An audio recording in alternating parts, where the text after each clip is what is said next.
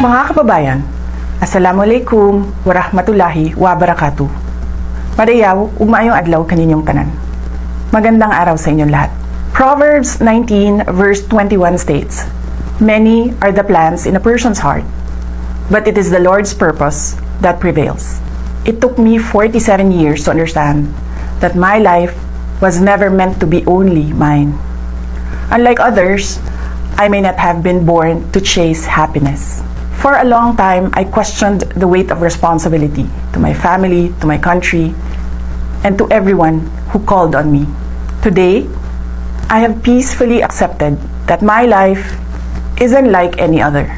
Sa unang mga buwan pa lang ng aming termino, nakita ko na ang kawalan ng katapatan ni Bongbong Marcos Jr.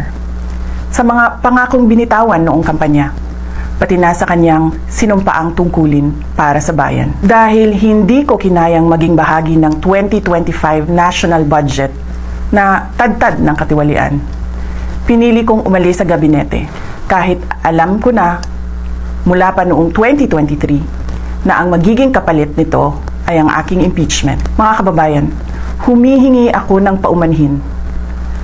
Patawad kung tinulungan kong mahalal si BBM bilang Pangulo ng Pilipinas.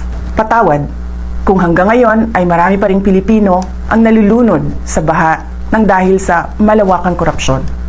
Patawad kung lantaran ang pang-aabuso sa ating mga institusyon para sa pansariling interes ng mga politiko.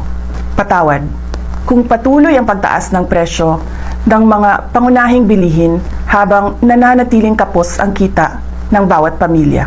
Patawad kung wala man lang tayong tunay na seguridad sa pagkain.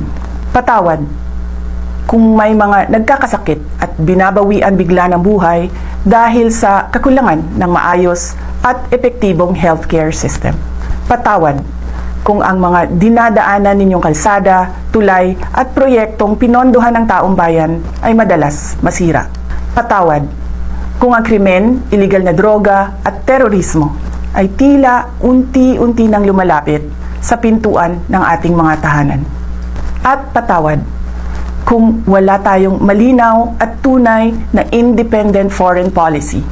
Kung kaya't tila'y tayo'y naiipit sa tunggaliang namamagitan sa mga superpowers tulad ng China at Estados Unidos.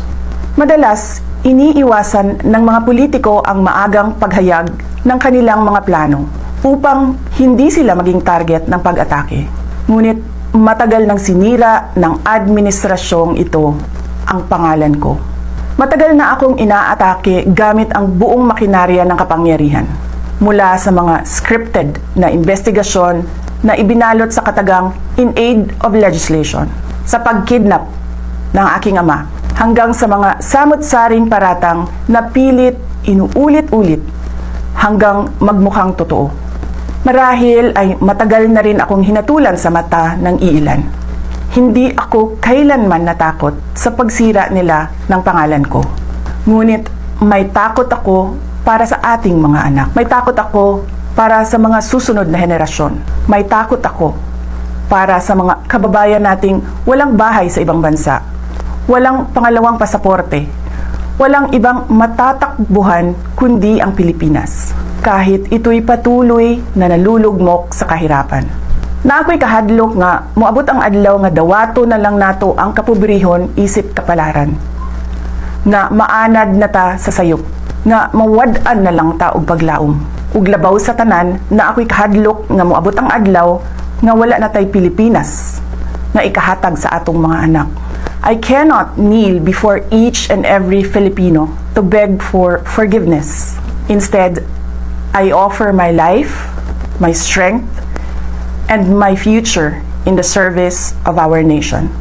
Mga kababayan, ibalik natin ang tapang at malasakit para sa Diyos, para sa bayan, at para sa bawat pamilyang Pilipino. Ako si Sara Duterte, tatakbo bilang Pangulo ng Pilipinas. Syukran.